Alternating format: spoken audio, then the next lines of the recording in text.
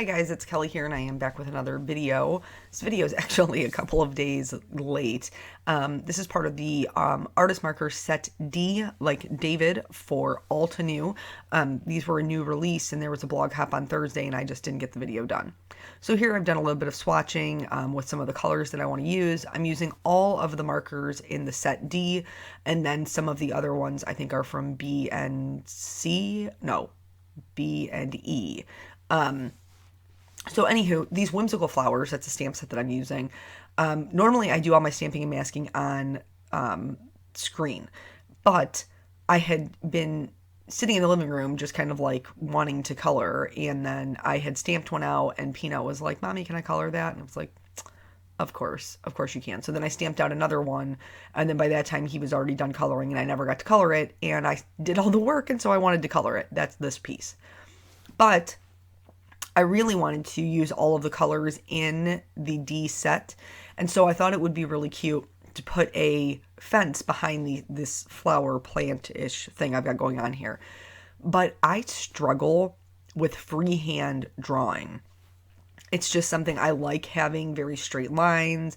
It's a little bit of OCD for me, and so I find that very difficult to do because you can't color over pencil with Copic or alcohol markers. So I never really do it. Here I wanted to do it, and I found a little cheat, and that's what I'm going to share with you right out the beginning. So I'm using a T-square roller to draw on all my lines, and I did them boards 1 inch apart because that's super easy. It's each side of the ruler, and then I drew a line across for where I wanted the actual post to start. So I drew a horizontal line for where I wanted the post to start, and then I did little tick marks at the 1/2 inch in between each board so I would know where to match my point up to. I hope that makes sense. And then I'm just going across so that there's little, fence posts for each one. I think I kind of in my head view this as kind of like a half fence, like just like a decorative little garden fence, because I don't think that these plants would be so large that they would be like, trees out there in the yard. But I just thought that it would be cute, and I wanted to use all the colors, like I said. So I am doing all of this in pencil. Somebody had asked me in another video recently what eraser I use, and this is a Prismacolor eraser, and I really like their Art Gum ones as well. So they have a multi-pack, and that's typically what I buy. It has like a kneading eraser, an art gum eraser, and a white eraser, and it's like less than $2 on Dick Blick. So that's usually the one I buy because I get 3 erasers for less than $2. But anywho, so I have not taken my lines for my fence all the way down. I've left myself a little bit of a gap for me to put the grass. And then I'm going to do the grass just the same way that I always do. With the Alta New markers, they have a bullet nib and a brush nib, and there's a gray line on the side that has the bullet nib. And I always mix them up. I don't know why. In my head, I just always flip them the wrong way. But anywho, so I'm just using kind of a light touch, flicking, so putting a little bit of pressure down and then releasing the pressure as I move the marker up. And that's how I'm getting my little grasses, and I'm using all of the greens from the E set, E like Edward. I am putting more of the darker color around where the plant is growing, but really it's all getting a pretty even disbursement of all of the green colors. Here's where we're going to talk about the cheat. So I picked the lightest blue-green color in the set, and I am taking this just close enough to the pencil line. I'm not coloring over the pencil line. I am making sure that there is a slight white gap in between my pencil line and the coloring that I'm doing. But this way, it gives me the shape that I want. So it gives me exactly the lines that I want without me having to go up to the line and not being able to erase it. So I can have this really pretty no line, like freehand drawing background that I wanted without me having to take the risk of freehand drawing it until I get more comfortable.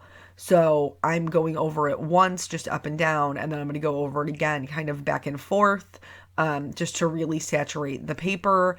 I'll go back in with the colorless blender and put in some clouds after I'm done with this part of it, just to kind of like break up the sky color. But so this seemed to work really well for me. So then once I have that in there, we're going to do the clouds first. So here you'll see I'm just kind of like doing little circles and little smushes. I don't really have a game plan. I just know that I want to put the colorless blender down, and that will lighten up some of that blue so it looks like there are a few little clouds. Now, they're not going to be bright white or super heavy clouds. They're just going to kind of break up that background. You can see it much better after it dries, but I just picked it up a little bit so you could see that there is some difference. And then before I go in and do the browns for the fence, I'm going to go back and erase those lines at the top where the posts are. So that way I can carry my brown all the way up to the blue. But again, the little lines in between each panel or segment of fence, I'm going to leave a white gap there as well so that I don't color over the pencil. And then just fill this in completely with my lightest brown color outside of, like I said, that little gap. Once I get toward the bottom, toward the grass, I'm going to kind of do that same flicking motion. I'm being a little less particular because we're going to add wood grain and there's going to be a lot of other things going on distracting from what that looks like. So I don't necessarily really care as long as there's solid color underneath there. It doesn't need to be really, really smooth. So I'm just going to go through and do this for every single one of the posts. Now there's some posts that are a little bit more difficult to see because of the way that how tall the flowers are or whatever. That's probably the most difficult part, is just paying attention to what should be brown in between the flowers, at least for me. And then once these are done, I am going to go in and again erase those lines in between the segments. And so everything is no line, nothing has an outline in the background of this. And it still looks proportionate and the lines are still straight and all of those things like I want it to be. And so this little trick just worked really well for me.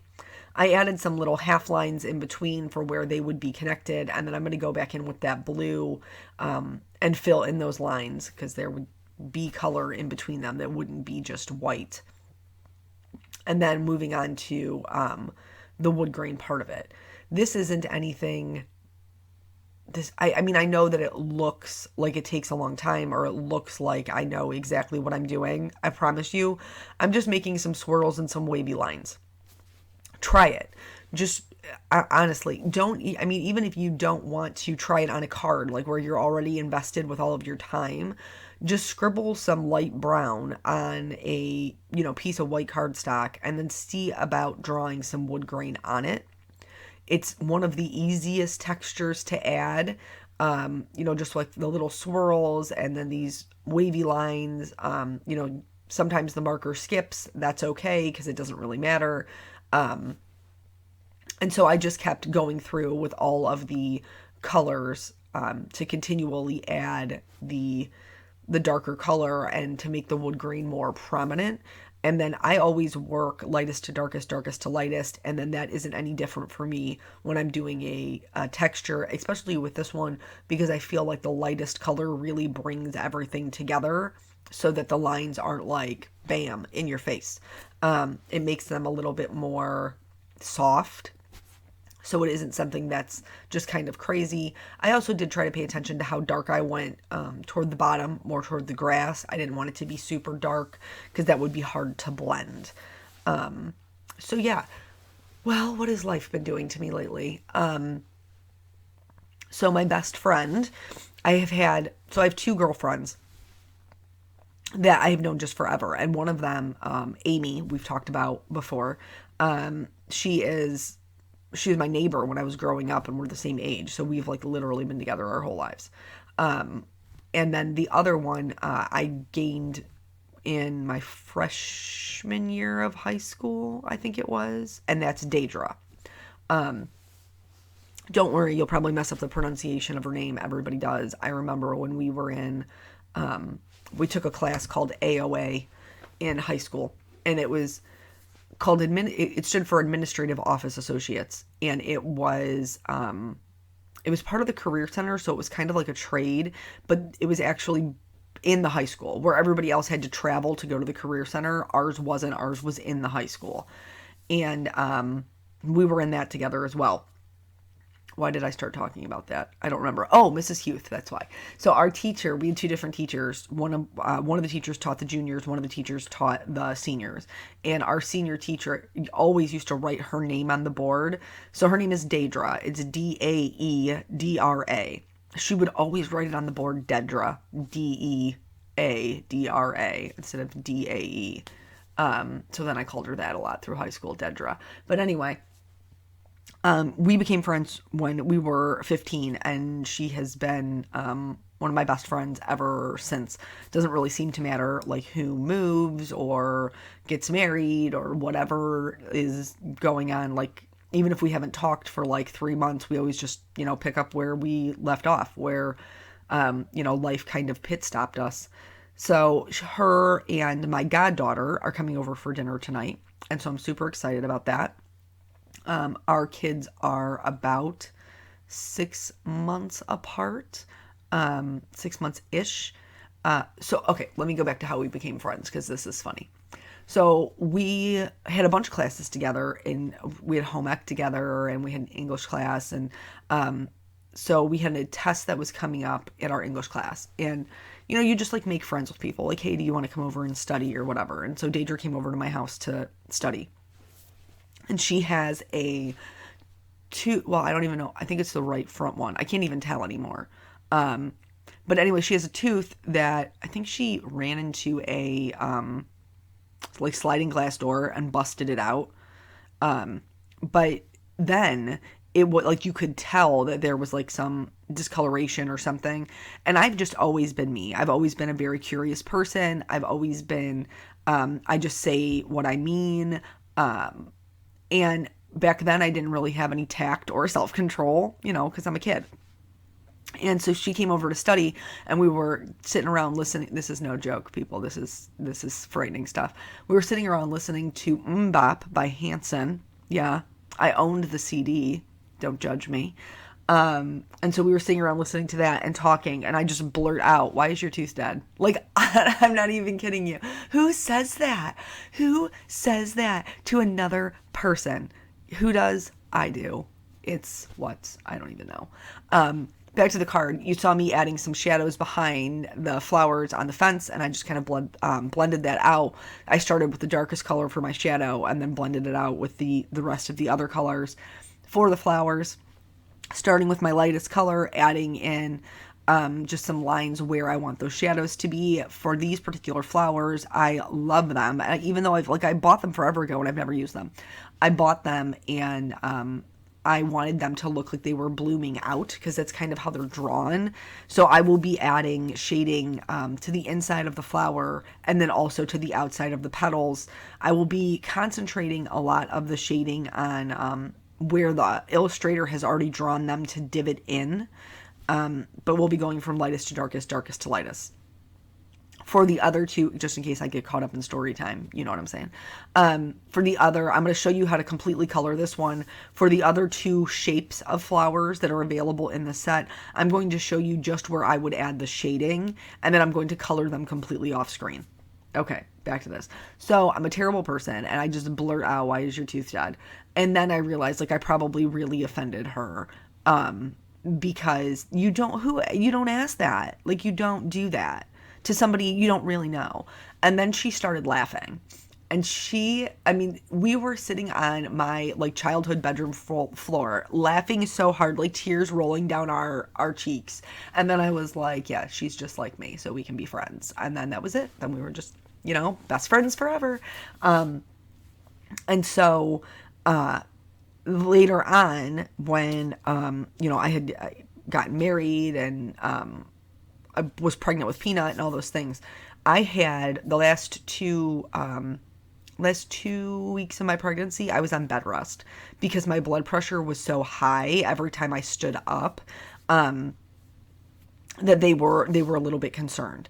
So when we discovered this, the first time that I went and my blood pressure was like through the roof, they were like, "Well, you need to go for a non-stress test." And the hospital that I used, I went to the satellite location because it was closer to my house, and I could just go in there, see my OB, and then move on with the rest of my day. Well, they were like, in order for you to do a non-stress test, you have to go to main campus. You can't, we can't do it here at the satellite location. So I'm like, okay. I call my husband. He comes and gets me. We pack it up and drive to main campus. And while I was on the way, like obviously I had called my mom and my sisters, and I was getting ready to call Daedra, and my phone rang, and it was her. And she was like, "Hey," and she just sounded off. And I was like, "Dude, how did you know?" And she was like, "How did I know what?" I was like, "Did my mom call you?" And she was like, "What are you talking about?" And I was like, "Whatever, my blood pressure's so high, I have to go for this non-stress test to make sure that the baby's okay." And she was like, "Oh my gosh, like, keep me updated, whatever." She's like, "But that's not why I was calling." And I was like, "Oh, why are you calling?" And she was like, "Oh, I'm pregnant." Like, dude, I'm pregnant. And then I was like, holy what? Like, our kids are actually going to be like somewhat close in age. Now, I think I was like 8.5, 9 months pregnant at this time. So I was like, wow, they're going to be like almost a year apart, but they'll be pretty close in age. Like, that'll be awesome for us, whatever. And then, so my peanut was born just a little bit early. He was born 2 weeks early. And then, so we were fully expecting that, Daedra would go full term. Stand by, we're going to talk about the card. So this is the set of blues that are in the new set, the set D, like David. And here I really wanted to just add a little bit of something to the leaves. I wanted it to, I guess I wanted it to just be a little bit more interesting. So I decided to make them striped. And for the first one, I'm going to go lightest to darkest, darkest to lightest. And then for the second one, I'm going to show you if you're nervous about your card, like the ink bleeding out, you can start with your darkest color and it'll still be fine. So, anyway, obviously, as when anybody's pregnant, you fully expect that they're going to go to full term, and that didn't happen. So Nathan was born in May. In November, Daedra had went basically for a checkup, and they were like, well, the baby's not really growing like, we think she should be. And then they're like, we're going to try this other thing. And then I think she had to go back like 2 weeks later, and they were like, you have low amniotic fluid. And that's a problem. The baby isn't growing the way that, she should be. Well, we didn't actually know it was a she, I don't think, at the time. And so they were taking her to a hospital that had a NICU. And so obviously we're very scary. She's 30 weeks at this time. She calls me, and she's like, this is what's going on. My mom's taking me down to the hospital. And I was like, dude, I'm coming. And she was like, you don't have to. And I was like, this isn't like a have to situation. Like, I'm coming to the hospital. So I call, and that's actually how I met my husband. My ex-husband. I met him because he worked with Daedra. So we were both friends with her. So I call him at work, and I'm like, this is what's going on. And he was like, yeah, I'll come pick you up and we'll go down there. Which, thank God, I did. So like we went down, and they had like this whole game plan for, we're going to give you some steroids because we don't think the baby is going to go full term, and we want to make her, we want to get her lungs as developed as possible so that we can do this. So that she'll be able to breathe on her own and all these things. And it's a little bit scary, and, all of this because Daedra didn't really know if she'd ever be able to have babies. because of some other things. So here we are that we have this miracle pregnancy, and now we're standing on the precipice of maybe that's not going to happen. And so it was really very scary. So while we're standing there, they're like, we're going to do the steroids, and then we're going to induce labor within like 48 hours. Side note about the card. So I'm adding some green to it because I just felt like it was too much blue. So I'm breaking it up by glazing. So they're like, we're going to induce, and then if the baby can withstand the contractions, we'll do a natural delivery. If she can't, we'll do a C-section. While we're standing there and the doctor is literally saying these sentences, the baby's heart rate starts just plummeting. And she was like, yeah, we're not doing any of that. We're going right now. And so they took her to the OR, and Alexa was born. And she weighed, I think it was like 1 pound, 4 ounces. My fingertip fit into the palm of her hand completely filled the palm of her hand when she was first born. And it was super scary. But now, and she is my godchild. She is a perfectly wonderful, right on track 5-year-old. Like, she's amazing and beautiful and super smart and funny and all of those things. And because of the way it went down, her and Peanut are actually only 6 months apart instead of a year. So I haven't seen them in a while, and they're going to come over for dinner tonight, and I am super excited to see them and to see my best friend. And so yeah, I didn't even plan on telling that story. I was going to tell some stories about Daedra, but ended up being all about the babies, and that's totally okay because, they're adorable. So, yeah, that's story time. For the flowers in the background, I wanted the big flowers centers to be yellow, and I didn't want it to be like yellow, yellow, yellow. So I decided to add a little bit of orange, and then that totally took over. Like, the orange was just everywhere. So they did get a little darker than I had originally intended, but I don't mind orange and purple together, so that wasn't like a huge deal. You'll notice that there's no sentiment on this card, and it's because, honestly, I was just going to color it, and I wasn't really going to turn it into a card, so I didn't leave room for one. Yeah, I didn't. So it'll just be a card that I put something on the inside of, when I need a just because or a thinking of you or something like that.